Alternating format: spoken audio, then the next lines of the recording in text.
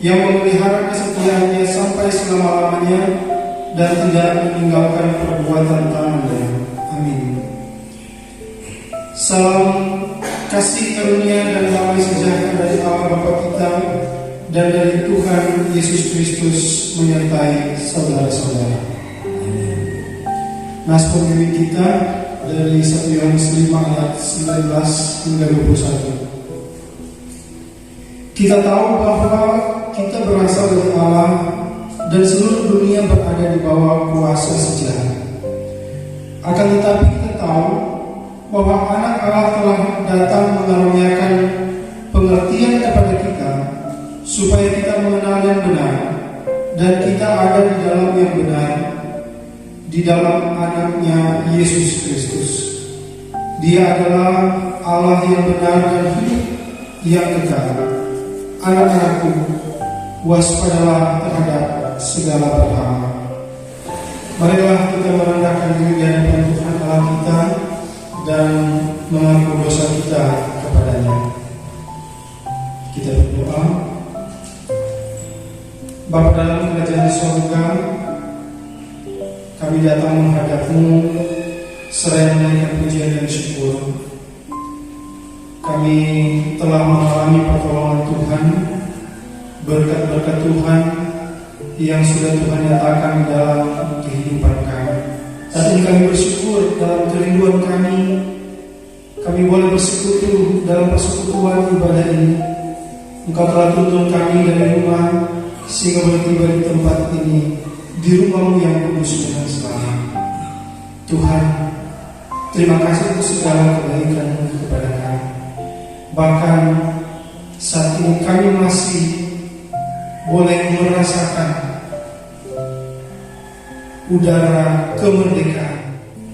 Engkau yang telah memerdekakan kami dari dosa, tetapi seringkali kami kembali menghambakan diri kepada dosa. Tuhan,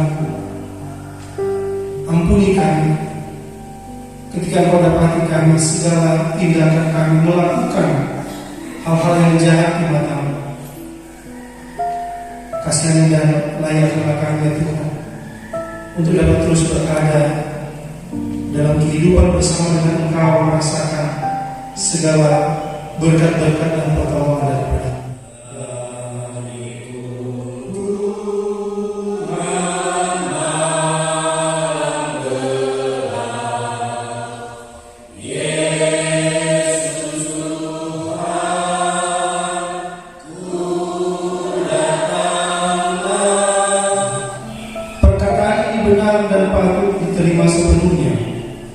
Kristus Yesus datang ke dunia untuk menyelamatkan orang berdosa.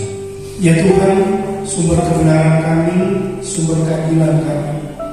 Saat ini kami mau membaca dan merenungkan firman Tuhan yang akan memberikan kami hikmat pengetahuan untuk dapat berpegang pada kebenaran dan keadilan itu. Tuhan, terangi hati kami, kuasai hati kami, agar supaya kami dapat memahami firman Tuhan yang akan kami baca dan renungkan, dan firman itu boleh mendapat tempat di dalam hati dan pikiran kami. Hamba-Mu yang akan menyampaikan firman ini, pakai hamba, mampukanlah hamba untuk dapat mengerti firman ini dan menyampaikannya dengan hikmat yang hanya berasal dari Padamu. Dari kitab Efesus 6 ayat 10 hingga 20. Firman Tuhan berjudul perlengkapan rohani. Kita akan membaca firman Tuhan ini secara bersama-sama. Efesus 6 ayat 10 hingga 20. Kita mulai. Akhirnya hendaklah kamu kuat di dalam Tuhan, di dalam kekuatan kuasa-Nya. Kenakanlah seluruh perlengkapan senjata Allah, supaya kamu dapat bertahan melawan tipu musuh yang iblis. Karena perjuangan kita bukan melawan darah dan daging, tetapi melawan pemerintah-pemerintah, melawan penguasa-penguasa, melawan penghulu-penghulu dunia yang gelap ini, melawan roh-roh jahat yang jahat.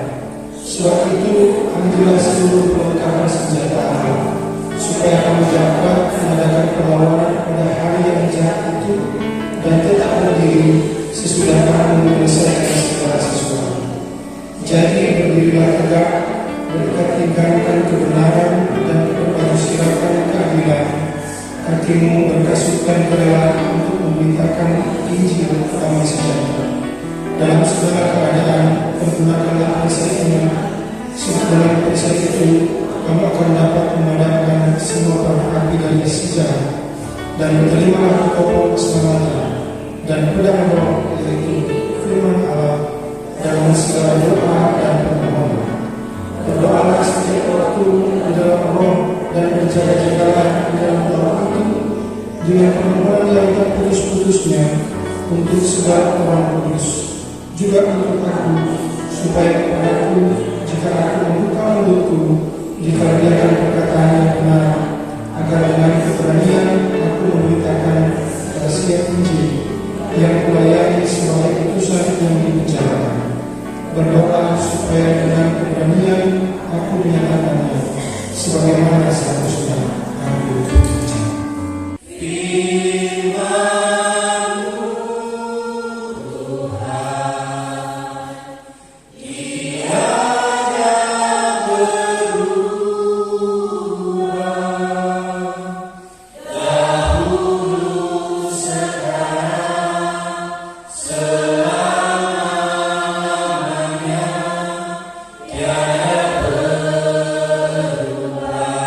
Yang Maha Kuasa, penciptaan dan bumi, segala yang kelihatan dan yang tidak kelihatan, dan kepada satu Tuhan Yesus Kristus, Anak Allah yang tunggal, yang hadir bersama Bapa sebelum ada segala zaman.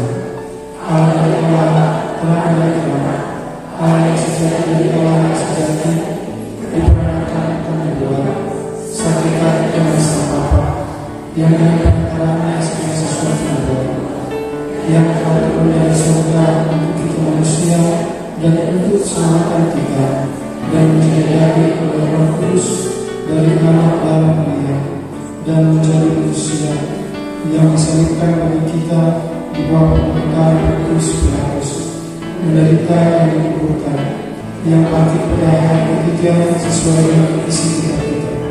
Dalam suasana kemerdekaan ini, saya hendak menyapa Bapak Ibu dengan pekik kemerdekaan, karena mungkin tidak semua yang hadir waktu tanggal 17-an, cuma sedikit mungkin tidak sempat dapat pekik kemerdekaan dari mimbar, jadi kita kasih pekik pagi ini. Yang di luar dan di dalam, merdeka!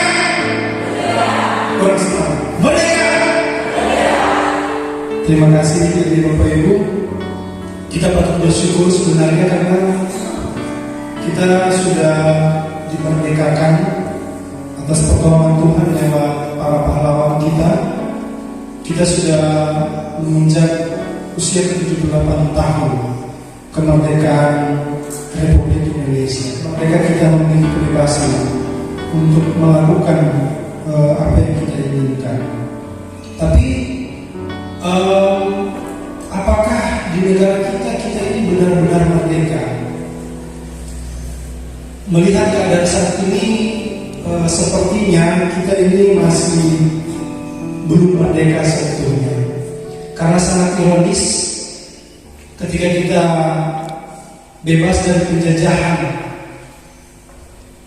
bangsa asing, kita malah dijajah oleh bangsa kita sendiri.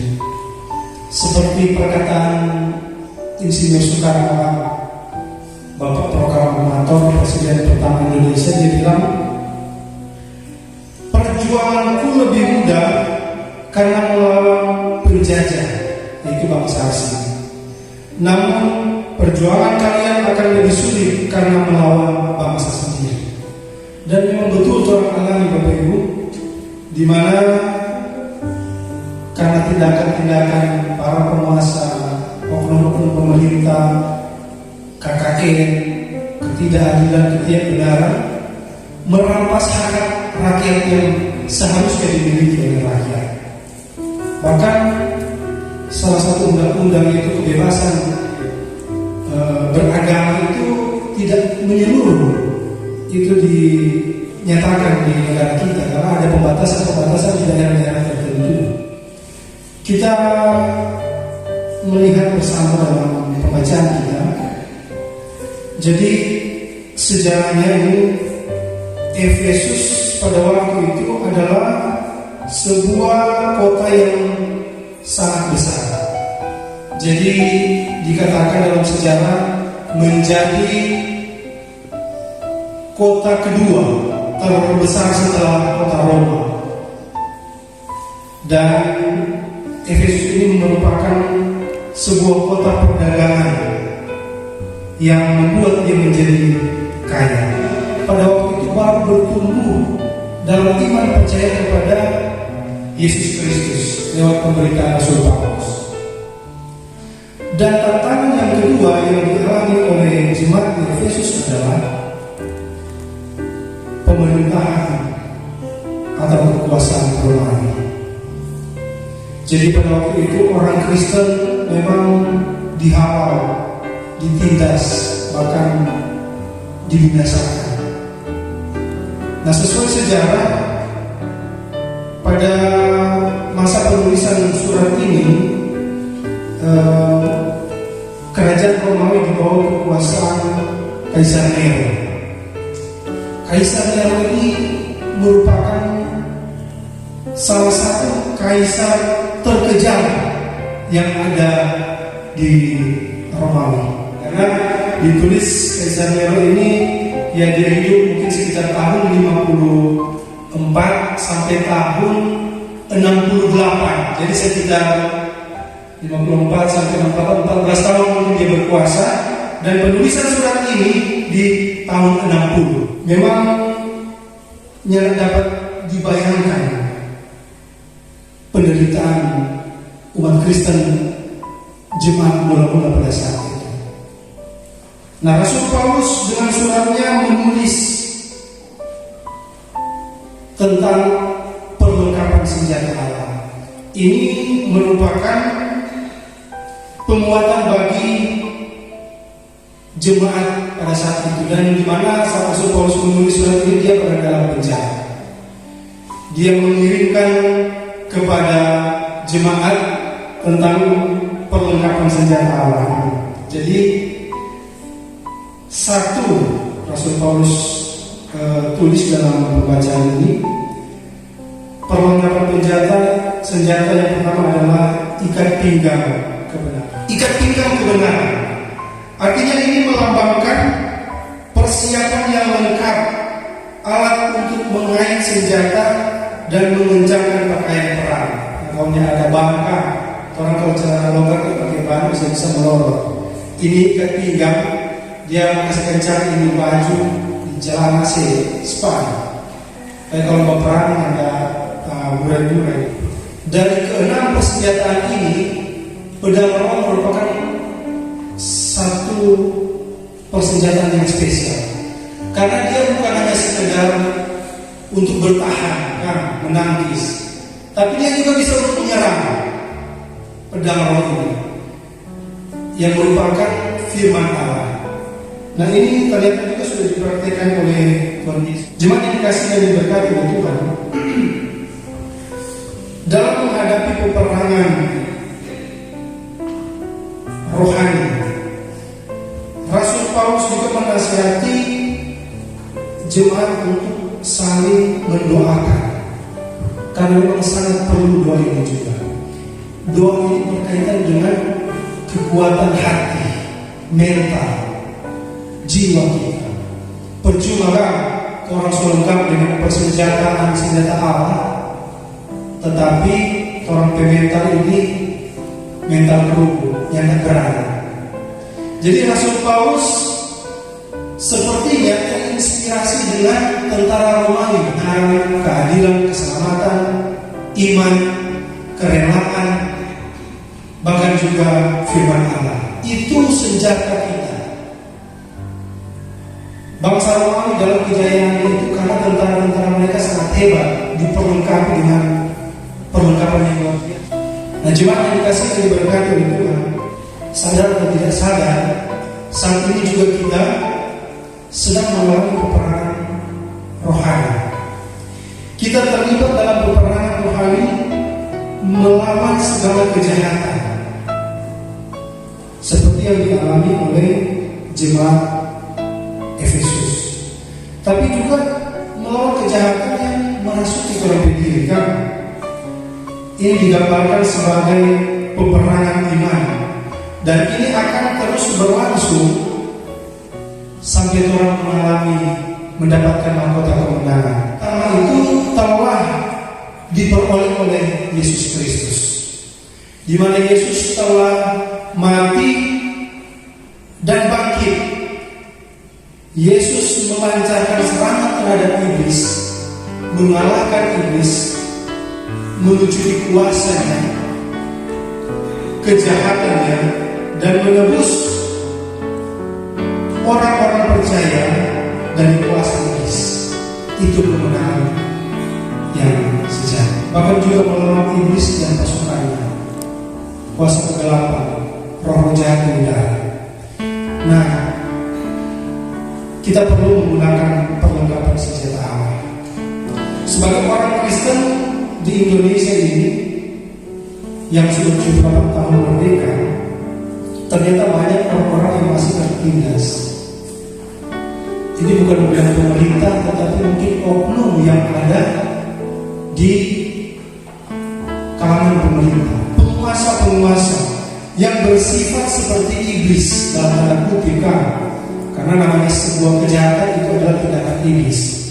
Seperti apa KKN, korupsi, kolusi, nepotisme, bertindak otoriter, bertindak tidak adil, tidak benar, sehingga membuat masyarakat menderita. Bapak Ibu, kalau tolong sering mengikuti berita di televisi, banyak kasus-kasus yang menyeret banyak penguasa, pemerintah. Sebagai orang percaya, janganlah lagi kita mau diperhamba oleh dosa, tindakan-tindakan yang tidak sesuai dengan kehendak Allah, yang melawan firman Allah, perjudian.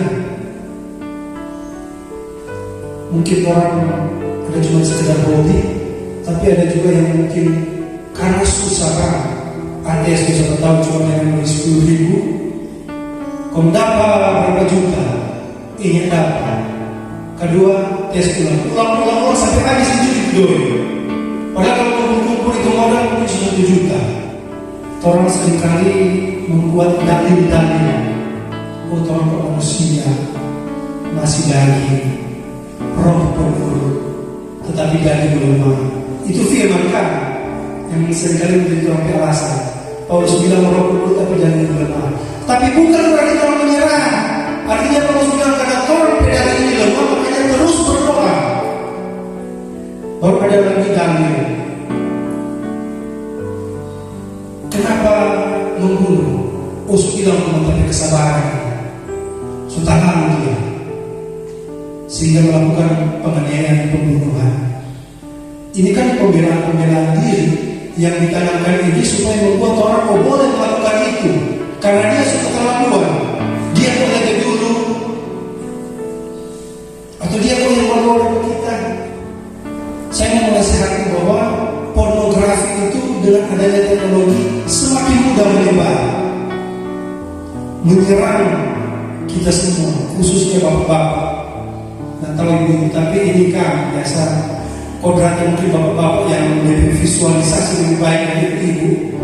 Pornografi menyerang laki-laki. Nah, hati-hati kalau mungkin sekawin kan, ya nggak salah juga sih sebenarnya, karena kalau pelampiasan ke orang lain bahaya. Tapi di orang-orang muda juga yang harus orang perhatikan. Ibu-ibu, bapak harus yang minimal mengecek kan. Jangan sampai kalau memberikan fasilitas dan sebenarnya akhirnya merusak kehidupan mereka. Orang harus kontrol, jangan sampai orang terjerumus. Karena pornografi ini akan menggerogoti kehidupan anak muda, menjadi lambat dalam berpikir, merusak mental dan lain sebagainya. Jadi mari kita awasi anak-anak kita. Bahkan ada anak-anak yang masih Mungkin di bawah usia remaja atau sekolah minggu yang sudah terbiasa dengan itu karena orang nyadar kontrol. Di dunia ini memudahkan kita adalah baik, tetapi menjadi tidak baik ketika orang salah menggunakannya. Strobe itu bahaya kan? Tapi kalau ada strobe yang menyala di lampu, yang jadi di speaker. Tapi kalau orang pegang, bahaya. Atau orang pakai strobe orang, bahaya. Jadi tergantung daripada penggunaan. Jangan kita bilang, oh teknologi ini iblis, uang ini iblis, semua ini terus bilang iblis. Padahal orang sendiri yang memperlakukan itu menjadi alat iblis. Mari kita memakai perlengkapan senjata. Lengkapi tubuh kita dengan kebenaran, keadilan, kerelaan untuk memberitakan Injil. Dengan iman, hidup dalam keselamatan dan dalam firman Tuhan, agar supaya ketika serangan iblis yang datang kapan saja, itu kita tetap kuat, kita terus saling mendoakan satu dengan yang lain, agar supaya sampai kita menyelesaikan tugas kita. Rasul Paulus bilang, tolong tetap berdiri tegak. Artinya ketika Tuhan datang, tolong tetap mempertahankan iman kita. Amin.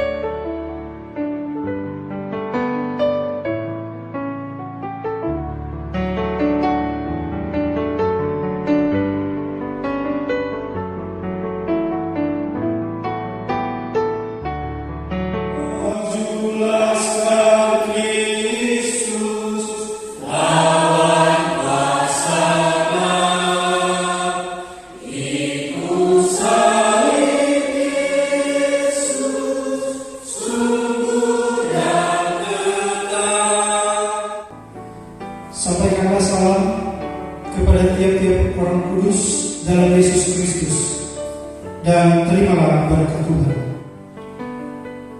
Kasih karunia Tuhan Yesus Kristus, kasih Allah dan persekutuan Roh Kudus menyertai saudara sekalian.